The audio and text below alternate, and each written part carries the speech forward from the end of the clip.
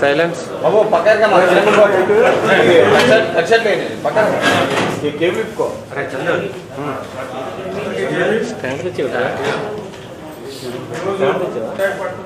Sir sir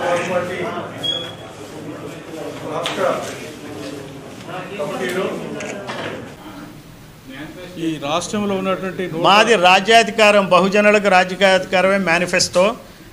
మొత్తం అంతా రాజ్యాంగంలోనే పొందుపరిచింది. ఎవరు సొంతంగా ఏం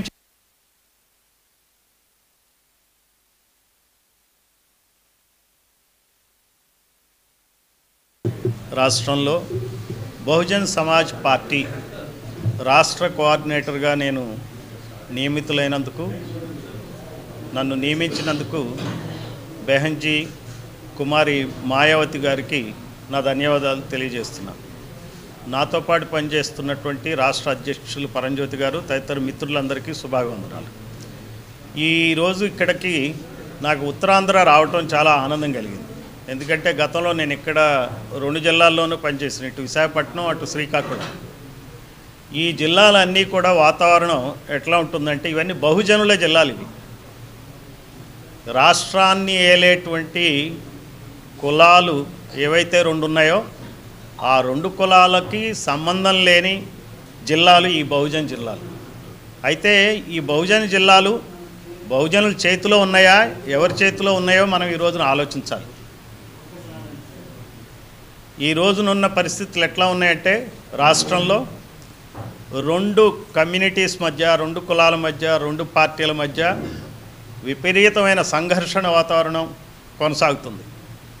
రాజకీయ వ్యాపారం కొన్ని వేల కోట్ల రూపాయలతో సాగుతుంది.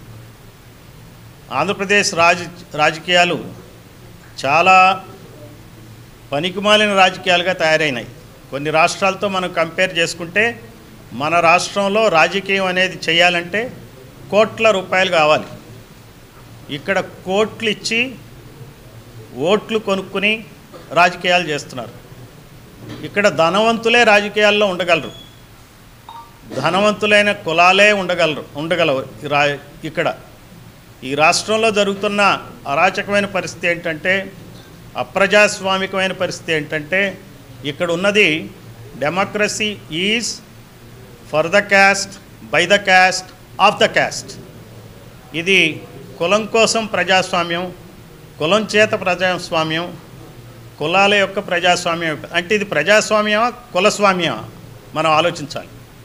ఎందుకంటే ఇది ముఖ్యంగా ఈ కులస్వామ్య పద్ధతుల్లో పరిపాలన సాగటం వలన బాగా వెనకబడినటువంటి ప్రాంతమైనటువంటి బహుజనులు మన విశాఖపట్నం, విజయనగరం, శ్రీకాకుళం, ఉత్తరాంధ్ర మరింత ప్రమాదంలోకి నెట్టివేయబడింది. మనం ఈరోజు వైజాగ్ సిటీ కానీ తదితర ప్రాంతాలు కానీ చూస్తుంటే ఇక్కడ లేని కులాల వాళ్ళ పెత్తనంతో ఈ ప్రాంతం ఎంత అల్లకొల్లం అవుతుందో మనం చూస్తూనే ఉన్నాం. ఈ 2 కులాలు 2 పార్టీల చేతుల్లోనే మొత్తం ప్రభుత్వ వ్యవస్థ అంతా నడుస్తూ ఉంది, మీడియా వ్యవస్థ అంతా నడుస్తుంది, వ్యాపారాలన్నీ నడుస్తున్నాయి, భూములన్నీ వీళ్ళ చేతుల్లోనే ఉన్నాయి. మిగిలిందంతా ఏముందా అంటే చిన్న చిన్న ఉద్యోగాలు, క్లాస్ 4 ఉద్యోగాలు, ప్రైవేట్ ఎంప్లాయ్మెంట్లో కూడా క్లాస్ 4 ఇస్తారు ఇక్కడ బహుజనులకు. అంతేగాని అక్కడ మేనేజ్మెంట్ సీట్లో కూర్చునేది మాత్రం ఆ పై కులాల వాళ్ళే. మన రాష్ట్ర అసెంబ్లీని తీసుకుంటే మొత్తం మన అసెంబ్లీలో రెడ్లు 50 మంది ఎమ్మెల్యేలు ఉన్నారు, 17 మంది కమ్మాస్ ఉన్నారు.